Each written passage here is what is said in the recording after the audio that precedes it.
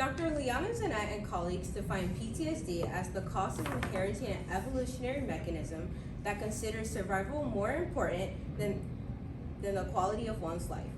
In humans, the cause in terms of reduced quality of life resulting from hypervigilance and avoidance of trauma-related cues can be numerous and diverse.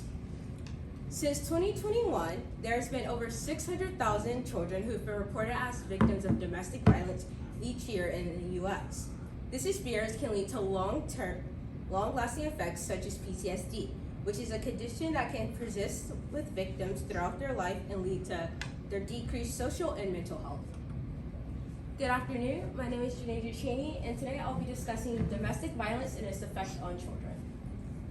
This leads to my research question: how does domestic abuse affect the cognitive and social development of children?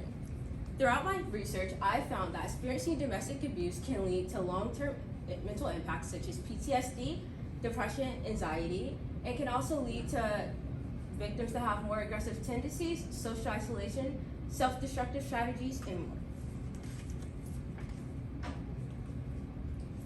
In order to understand these consequences, we first must define the term domestic violence.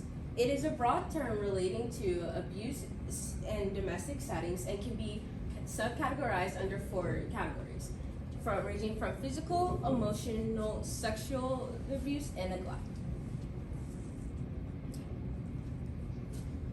All of these each play a different factor into the abuse. For instance, take into the account of domestic violence survivor Angela Goldwyn Slater, who experienced emotional abuse throughout her life by her mother.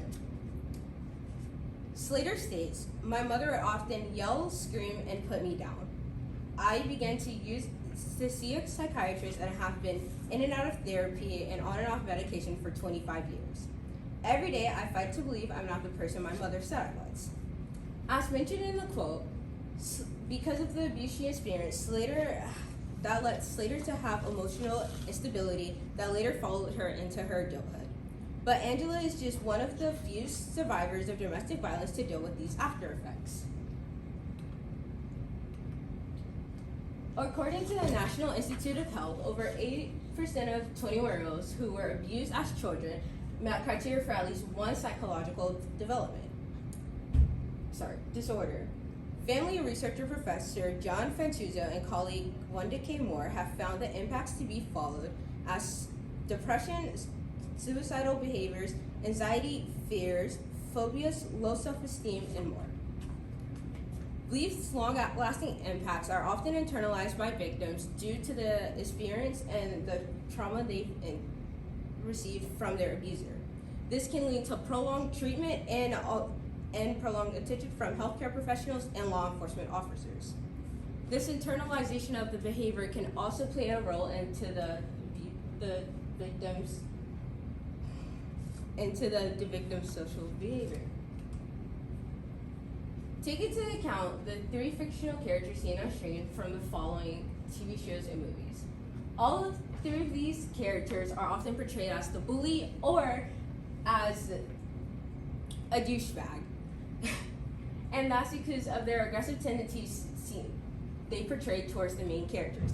But all of these have one crucial factor in common, and that's they've all experienced domestic abuse from a parental figure at home.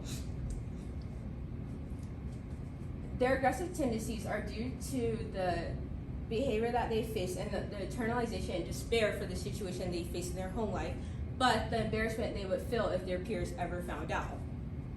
Oftentimes, children who deal with such trauma resort to alternatives that can help them to escape from the reality of their home lives.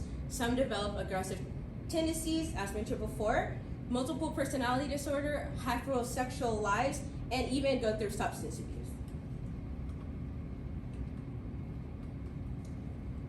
Elizabeth Corey is a victim of sexual abuse and human trafficking by her family. She was raped by her grandfather, uncles, dad, and other men she's trusted in her family. This abuse has led Corey to become highly unstable in both romantic and social relationships, date abusive men, and even have issues with cocaine and other related drugs.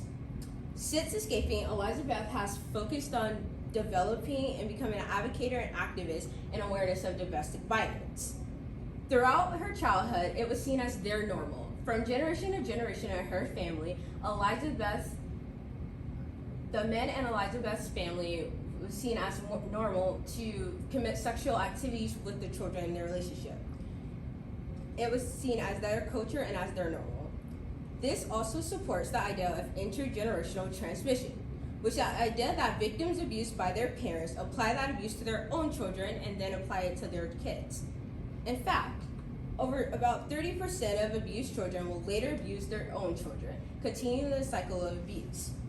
This indicates the idea that during the developmental stages of one's life, their childhood, children who are abused can model and imitate the actions and behaviors of their supposed caretakers, leading to an endless cycle of abuse.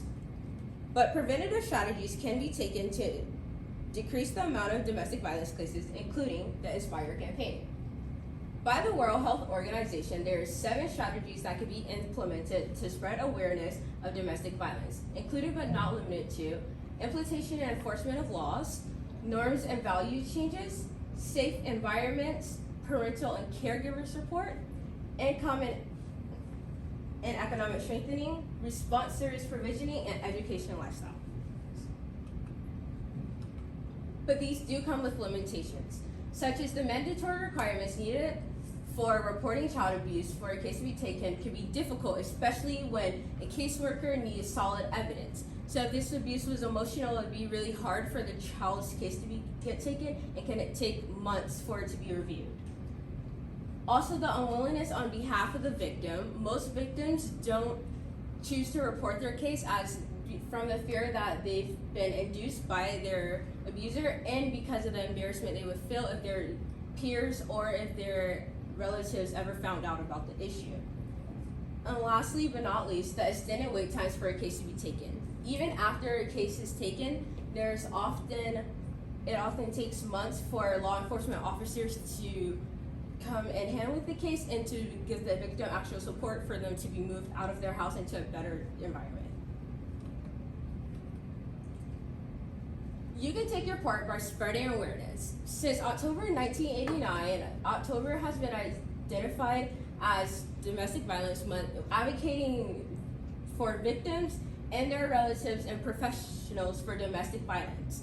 You can take part by starting on October 17th of this year by wearing purple and showing your support for abusers throughout the year. Thank you. Have any questions? Sorry, there's no applause. All right, first question. What evidence did you gather that you didn't use, and then why didn't you use it? I found a lot of evidence based on children who have experienced secondhand abuse. So if they've seen their mother or one of their siblings in the family getting abused, but I chose not to use it because I mostly wanted to focus on direct impact if they were the victim. All right, and if you had more time, what additional research would you have conducted? I would have conducted additional research on more of the social aspect, because I found a lot of the mental aspect, and for social I wasn't provided as many sources because it's such a new area of research that a lot of researchers haven't experienced. So I would have looked more into social and also got perspectives from teachers and caseworkers about the issues.